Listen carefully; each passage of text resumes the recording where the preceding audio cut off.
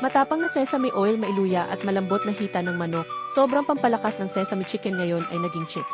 Karaniwang kinakain ang sesame chicken kapag malamig, ngayon may sesame chicken flavor na chips, may blueberry puff din, sinasabing pinaka-normal na lasa kamakailan.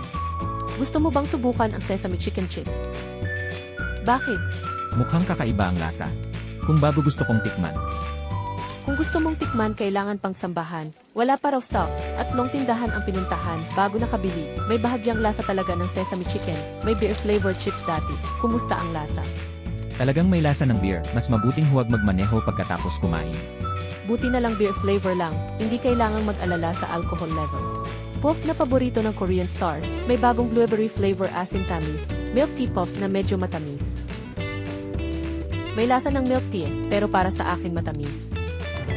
Noong nakaraang taon may Kyuho grape rice na, sa Changhua-Xihu, mahirap hanapin sa Taipei, pero may iba pang lasa, tulad ng taro milk pineapple sugar apple gak fruit with melon. Malutong, pero halos walang lasa ng sugar apple. Mas masarap ito, mas masarap may lasa ng papaya milk. Iba-ibang snack flavor, mas kakaiba, mas patok. Bukod sa pagiging usap-usapan, inaabangan din ng snack lovers. Ano kaya ang susunod, mas kakaibang lasa pa?